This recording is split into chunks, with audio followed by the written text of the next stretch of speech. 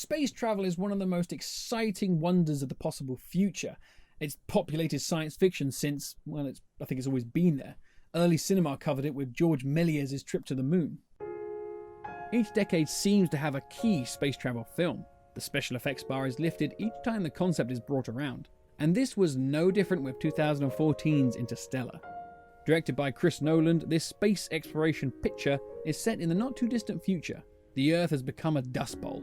The human population decreased after tensions from food and water shortages. Education now focused on farming what crops still grow. The plan seems to be survive as long as we can, and one of these corn farmers, another film about a corn farmer, is Coop, played by Matthew McConaughey. A pilot at heart and an engineer second, farming becomes a necessity to provide for his family, his daughter Merv, and his father-in-law Donald.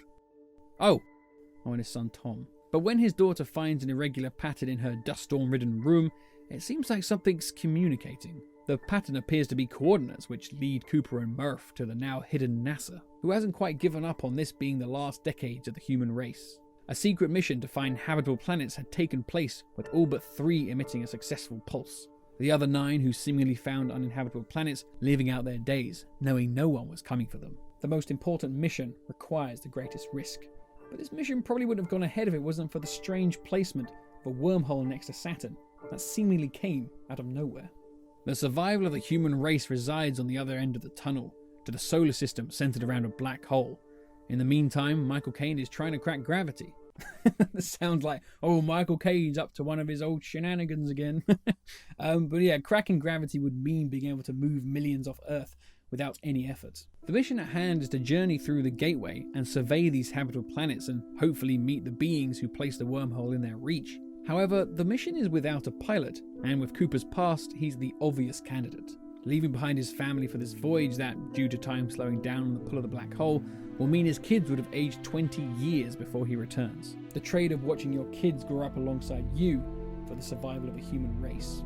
The journey of this film is set up so we not only understand the greater risks of the journey, but the personal sacrifice Cooper's making. The weight of this time dilation draws heavily after a botched mission to one of the closer planets. On his return, Cooper has 24 years of video messages from his family, hearing that his father-in-law has died, watching his son age without knowing if his dad is still out there. The emotional weight of this film feels like we're next to a dense star than a black hole.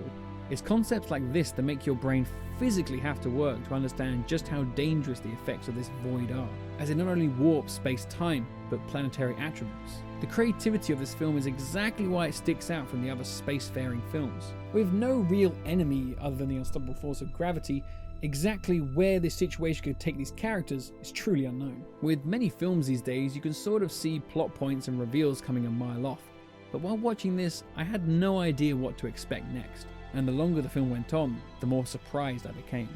From the amazing visuals to the unearth-like planets they reach, the robot designs were refreshingly basic in contrast to their role in the film. It's funny, whilst clearly paying homage to 2001 with the monolith shape of the robots, the AI couldn't be further from HAL. The design of the ship along with its interior matches that of the past and present space travel, with the Ranger giving a more science fiction flair to it. The sound design to these non-terrestrial scenarios gives them weight and presence of a force of power. And with maybe my favourite aspect of the whole production is Hans Zimmer with his beautiful score, one that frames space very differently to past ventures.